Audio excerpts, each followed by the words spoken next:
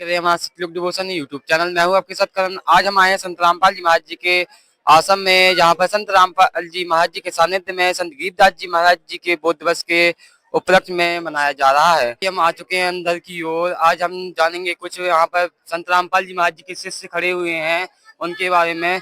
नमस्कार बहन। सच्चाई जी। क्या आप बता सकते हैं यहाँ पर प्रदर्शनी लगी हुई है, इसके बारे में कुछ हमें दर्शकों को जानकारी दे सकती हैं?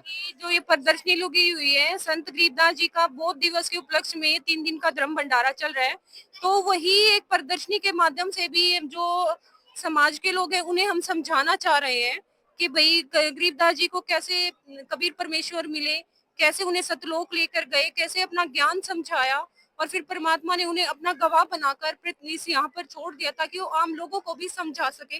तो ये सारा हम प्रदर्शनी के माध्यम से समझा रहे हैं और जितने भी ये बहनें ये सभी प्रदर्शनी सेवादार हैं।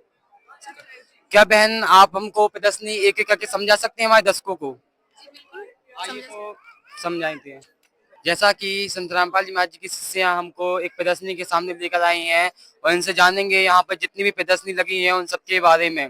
बहन बता सकते हैं प्रदर्शनी किसके बारे में है? जी, यहाँ पे देखिए जी कबीर परमात्मा जी हैं जो कि जिंदा महात्मा के रूप में आए थे और संत गरीबदास जी महाराज को सतलोक लेके गए थे। तो यहाँ पे हम दिखाते हैं जो हमारे 4 वेद हैं, ऋग्वेद, यजुर्वेद, सामवेद, अथर्ववेद। जो हमारे 4 वेद हैं उनमें से ऋग्वेद मंडल नंबर 9 सूक्त 86 मंडल 26 में बताया गया है कि यज्ञ करने वाले यजमानों के लिए सर्व सुखदाता परमात्मा सब रास्तों को सुगम करता हुआ उनके विरधनों को मर्दन करता और उनको पवित्र करता हुआ और अपने रूप को सरल करता हुआ वह क्रांति में परमात्मा कबीर देव यानी कबीर परमात्मा विद्युत के समान क्रीड़ा करता हुआ वर्णनीय पुरुष के समान है। यानी कि इसमें बताया गया है कि परमात्मा साकार है, सह शरीर है और वो विद्युत की तरह क्रीड़ा करता हुआ आता है और अच्छी आत्माओं को मिलता है। जो अच्छी आत्माएं होती हैं जो कभी किसी का बुरा नहीं करती, जो हमेशा अच्छा करती है, उसको विद्युत की तरह क्रीड़ा करता हुआ आता है और उस आत्मा को मिलते हैं परमात्मा, यानी परमात्मा साकार है। मतलब कि जो जितने भी हिंदू धर्म में या अन्य धर्मों में जो धर्मगुरु हैं वो परमात्मा को निराकार बताते हैं, ये बात सच है या ये बात सच है? जी ये बात सच है कि परमात्मा साकार है, क्योंकि हमारे देखो हमारे गीता, हमारे वेद, जो जितने भी हमारे शास्त्र है ना वो गवाही देते हैं कि वो परमात्मा द्यूल लोक के तीसरे पृष्ठ पे रहता है। ठीक है, वो भगवान पुरुष के समान है और उसने 6 दिन में सृष्टि रची और 7वें दिन तखत पे जा विराजे। तो इससे स्पष्ट होता है कि भगवान साकार है और सहशरीर है। यहाँ पर और भी प्रदर्शनी लगी हुई है, उनके बारे में भी कृपया हमको विस्तार से समझाएं। और एक प्रदर्शनी के पास और लेकर आई हैं, उनसे जानेंगे इस प्रदर्शनी के बारे में भी। यहाँ पे बताया गया है जी कि संत गरीबदास जी महाराज 10 वर्ष की आयु में थे, तब वो ग्वालों के साथ में गायें चराने के लिए गए हुए थे खेतों में। तो यहाँ पे क्या है, परमात्मा जिंदा महात्मा के रूप में सतलोक से आए थे। सतलोक से चल के परमात्मा आए तो परमात्मा जितने भी ये ग्वाले हैं उस टाइम ये भोजन कर रहे थे।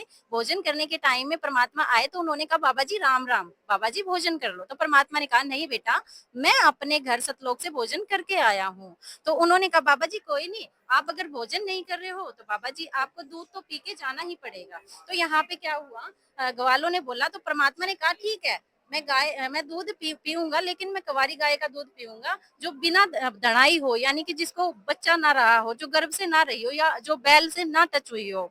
तो यहाँ पे तो इन ग्वालों ने कहा कि आप तो ढोंगी पाखंडी बाबा लगते हो, आपको लगता है दूध पीने की आपकी नीयत नहीं है। तो चलिए आगे बताते विस्तार पूर्वक।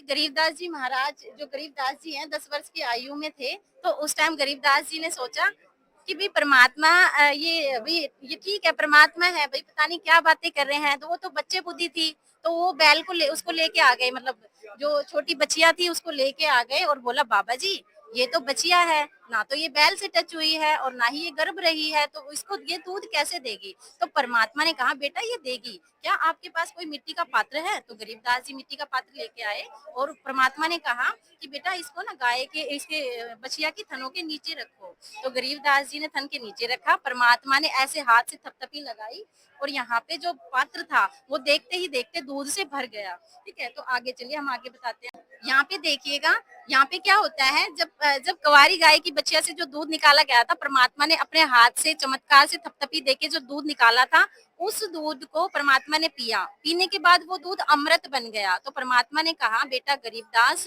ये ले, अब इस दूध को आप पी लो और जितने भी गवाले तुम्हारे भाई हैं उनको भी पिला दो।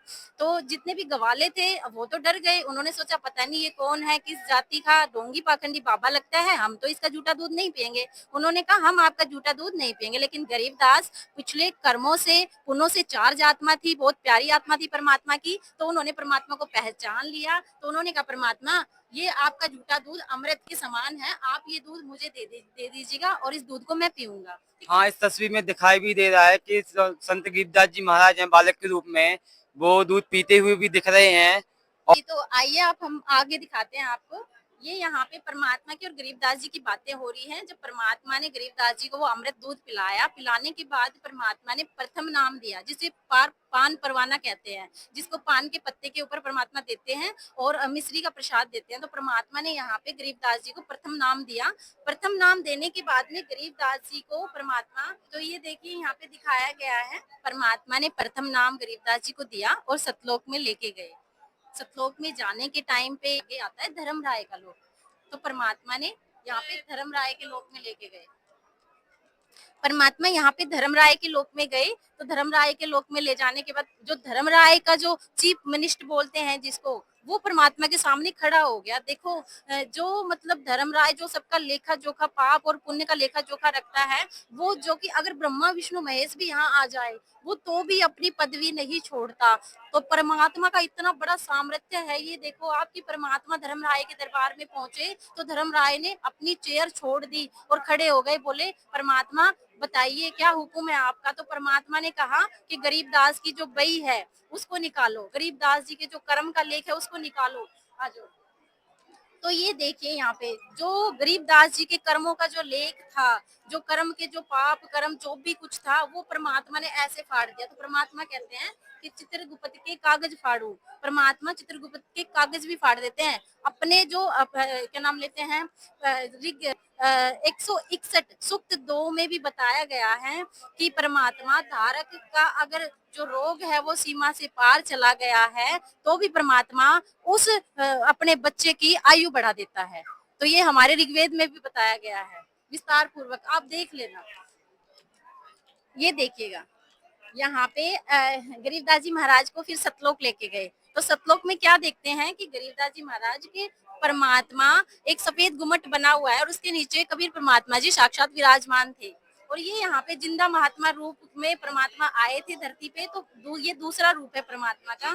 तो गरीबदास जी सोचते हैं कि भाई लगता है शायद जो ये जिंदा महात्मा रूप में जो ये बैठे हैं विराजमान है ये असली परमात्मा है। सतलोक क्या है? सतलोक वो स्थान है जहाँ जन्म मृत्यु नहीं होती, जहाँ वृद्ध अवस्था नहीं है, जहाँ हमें कुछ करना नहीं पड़ता, सिर्फ हमें भक्ति करनी पड़ती है। वहाँ सांसों से शरीर नहीं है, वहाँ हंस आत्माएं रहती हैं।